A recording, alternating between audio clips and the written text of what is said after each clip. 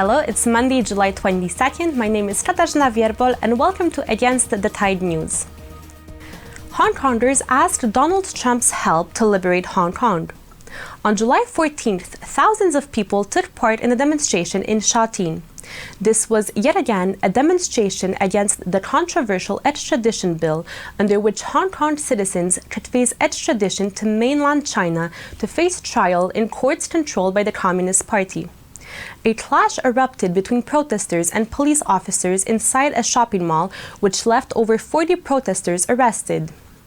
During the demonstration, some protesters had banners appealing to U.S. President Donald Trump to please liberate Hong Kong and defend our Constitution. On July 15th, Carrie Lam, chief executive of Hong Kong, described protesters as rioters, and she expressed her support for the police upholding the law. She said, "We thank the police officers for maintaining social order loyally and professionally, but they have suffered an attacks from those rioters. They can be called rioters." In an interview for Against the Tide TV, Chapman Chen, founder of Hong Kong Bilingual News, explained the spirit Hong Kongers have. We Hong Kong people now realize that we are one nation, we are one people, we are one culture. We do not want to be slaves. We are born free, and we do not want to be China. So that's why people would risk bullets, tear gas, and pepper spray to storm the LegCo. Just like the Poles stormed a prison in 1956. Chen also compared Hong Kongers to Poles, recalling that both nations share one common enemy. Poland and Hong Kong have a common enemy, that is the communists. Because we think that the Poles will understand our situation, because the Polish people had undergone communist Soviet Union's oppression. The extradition bill has been suspended, and Lam stated that the bill is dead. However, protesters demand a full withdrawal of the bill as well as a political reform. Poland will not exclude the Chinese Communist company Huawei from building the 5G network. The Polish Ministry of Foreign Affairs assured China of its openness regarding the participation of Huawei in building the 5G network in Poland. A document was prepared by the ministry and given to key decision makers, including Polish President Andrzej Duda, before talks with the Chinese Foreign Affairs Minister Wang Yi, who visited Poland at the beginning of July. Dziennik Gazeta Prawna, a daily Polish newspaper, quoted the document. In July, the Ministry of Digital Affairs will complete the analysis of security issues related to 5G technology, and findings will be forwarded to the European Commission. The ministry analysis will not recommend discriminatory actions towards individual entities or countries, but it will propose the formulation of general criteria for the involvement of foreign companies on the Polish 5G market. As the press office of the Polish Ministry of Foreign Affairs informed, the possibilities of cooperation with Huawei were also discussed during the meeting between Chinese and Polish Foreign Affairs Ministers Wang Yi and Jacek Czaputowicz. A source close to Polish Prime Minister Mateusz Morawiecki told the Polish newspaper that the change in the approach to Huawei comes as a result of the US easing its approach towards the company. However, even though the Trump administration decided to ease sanctions imposed on Huawei, the company remains on the blacklist. This decision taken by the Law and Justice government coincides with the approach presented at the end of 2018 by Krzysztof Szczerski, head of the cabinet of Polish President Andrzej Duda. In an interview for the Polish weekly Do Rzeczy, when asked about how the Polish side should behave towards the tense situation between the US and China, he stated, "In this conflict, we do not have to, or even we shouldn't, take sides." Despite the US warnings against Huawei, the Polish government seems to be willing to cooperate with Huawei in building the 5G network in Poland. I asked people if they think that the current ruling Law and Justice Party is an anti-communist party. I also asked them whether or not the government's cooperation with Huawei, a Chinese communist company, was a danger to Poland. Here's one answer. Georgians, the Thai TV. So I have a question. Do you think that the Polish ruling party, Law and Justice, is an anti-communist party? Yeah, but I need to know the law first. I don't know enough to answer your question, I think. Okay. And what do you know about Huawei? Do you know the company Huawei? Huawei, yeah, I know about them, yeah. And do you know that they've been founded by the communist Chinese army? No, I didn't know that. Yes, and in fact, the Polish government wants to now to invite them to start building the 5G network here in Poland. Yeah. I heard about they do the same where I come from in Norway. You're from Norway? Yeah. The Huawei has built a lot of like telephone networks. Yeah, so they are. I think they're transporting a lot of this information back to China to use it for some kind of purpose. Like to spy on people and on. Yeah, all over the world. Yeah. And what do you think about that? I don't like that. Yeah, but I don't know that there's much we can do. And do you think that the ruling party and the government should support Huawei? No, I don't think so. Okay. Thank you very much, sir. Thank you. Bye-bye. Yeah, bye. The Chinese economy grows at slowest rate in nearly 30 years. In the second quarter of 2019, the GDP of Communist China officially dropped from 6.4% in the first quarter to 6.2% in the second quarter. This is the lowest growth rate since 1992, when China began providing quarterly data. US President Donald Trump took to Twitter to explain that China's slow economic growth is the result of tariffs imposed on Chinese goods by Washington. China's second quarter growth is the slowest it has been in more than 27 years. The United States tariffs are having a major effect on companies wanting to leave China for non-tariffed countries. Thousands of companies are leaving. This is why China wants to make a deal with the US and wishes it had not broken the original deal in the first place. In the meantime, we are receiving billions of dollars in tariffs from China, with possibly much more to come. These tariffs are paid for by China devaluing and pumping, not by the US taxpayer.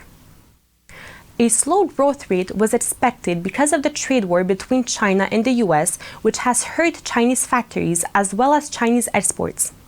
In June, Chinese exports have dropped 1.3% from last year, and imports fell 7.3%. Hanna Shen, our Taiwan correspondent, commented the situation. The important information here is not only the official recognition, the official from Beijing recognition of the slip to 6.2% of the economic growth in China, but we also know about the exodus of companies from China. We know that export fell to 1.3% in China. These facts are simply telling us that Trump's war with China is working. And of course, Beijing has tried to introduce some measures to boost the economy, but they are not enough to offset the slowdown. We also see an economic weakness in Europe, which is another trouble for China, because it also weighs on demand for Chinese goods overseas. On the top of the problems I just mentioned, there is also trouble with financial system in China. There are more and more signs showing how weak the system is. For example, 2 months ago, a Chinese regulator took over Baoshan Bank in Inner Mongolia, a part of China, because of serious credit risks. This tells us that Chinese financial institutions are not very stable. We also have to remember that the data we were talking at the beginning about, this 6.2 economic growth in China, the weakest in nearly 3 decades, is an official data from Beijing. This is an Walt Disney version, an optimistic version of the state of Chinese economy. We have information showing that it is much worse.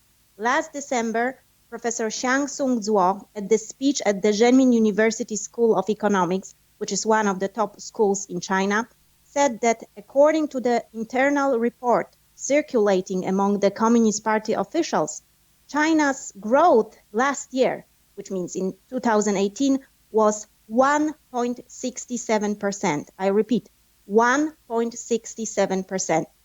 And Professor Xiang is not nobody in China. He previously worked as a chief of the Agriculture Bank of China. and as a deputy director at the People's Bank of China. These are the top financial institutions in that country, and he is the man who knows his craft.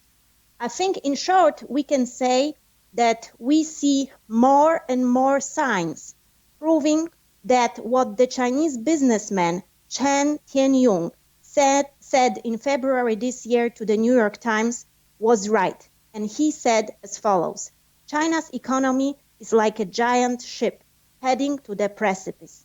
I think we are at the beginning of this disaster in China. Is the EU encouraging human smuggling into Europe?